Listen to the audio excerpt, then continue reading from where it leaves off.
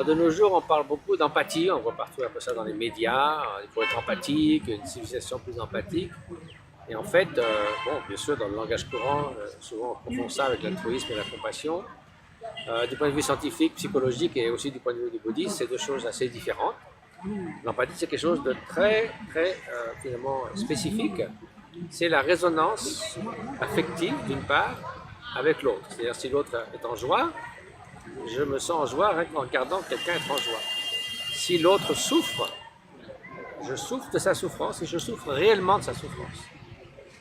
Il y a aussi une empathie cognitive, c'est-à-dire que par exemple, je suis assis dans l'avion à côté de quelqu'un qui est terrifié dans l'avion. Moi, je n'ai pas peur en avion. Je ne ressens pas ce qu'elle ressent, mais je sais qu'elle est mal à l'aise et je ferai quelque chose pour l'aider.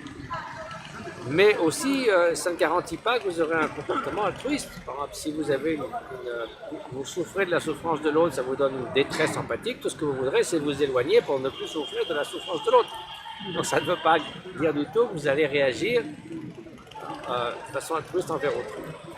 Donc l'empathie aussi peut dérailler. Si vous n'arrêtez pas de souffrir de la souffrance de l'autre, par exemple en étant infirmière ou autre chose, ou être assistante sociale, et que vous n'avez que l'empathie à votre disposition, vous allez arriver à un burn-out parce que c'est trop de demander de souffrir du matin au soir de la souffrance de l'autre. Donc l'empathie doit être inscrite dans une sphère beaucoup plus vaste, qui est celle de l'amour altruiste, de la compassion, qui est un état d'esprit extrêmement positif et constructif. Ça fait du bien de ressentir de l'amour altruiste. Donc c'est un antidote à la détresse empathique. Ça fait du bien simplement parce que c'est un état d'esprit extrêmement positif et constructif.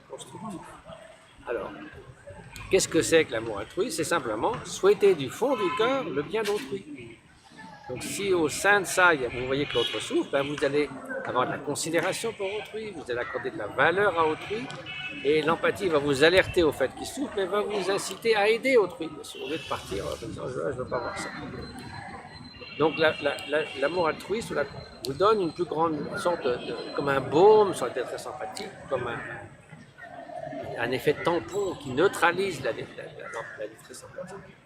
Alors quand l'amour altruiste, qui est une bienveillance a priori pour tous ceux qui sont autour de vous, il y a aucune raison d'être partir en étant contre le bonheur des êtres, a priori vous souhaitez, pourquoi pas, que tous les êtres soient heureux et trouvent les causes du bonheur.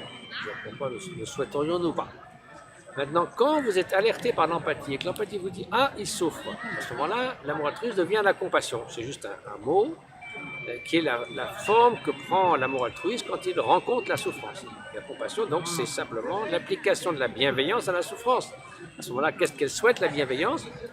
Puisse cet être, cette personne, être libérée de la souffrance et des causes de la souffrance. Donc, en fait, c'est l'amour, c'est la bienveillance appliquée à la souffrance. Vous voyez, vous avez donc en général cette sphère assez vaste de l'amour altruiste. Au sein de ça, à un moment donné, l'empathie vous dit « Ah, cet autre est content, à ce moment-là ça vous satisfait tout à fait.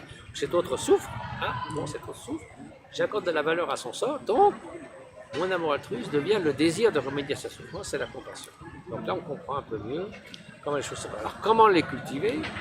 L'empathie, c'est assez naturel, c'est assez donné, il y en a qu'on a un peu trop parfois même.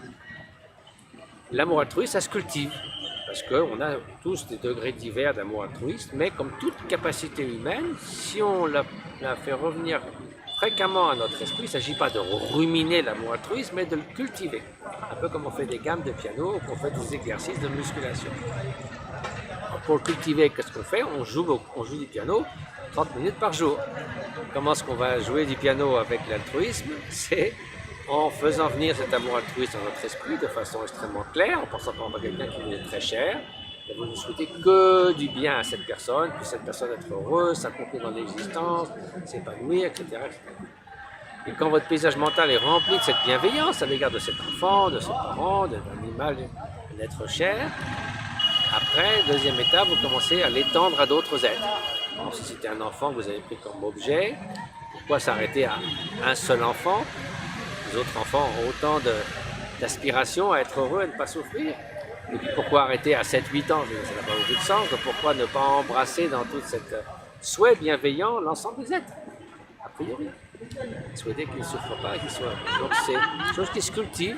Il faut le faire venir à l'esprit Et au lieu au bout de 10 minutes, au bout de 3 minutes ou 30 secondes de penser à autre chose, on cultive ça, on le nourrit, on essaie de le raviver si ça s'amenuise, on essaie d'y revenir si on est distrait, donc on essaie d'emplir notre paysage mental pendant 5, 10 minutes, 20 minutes, 30 minutes avec cette bienveillance inconditionnelle.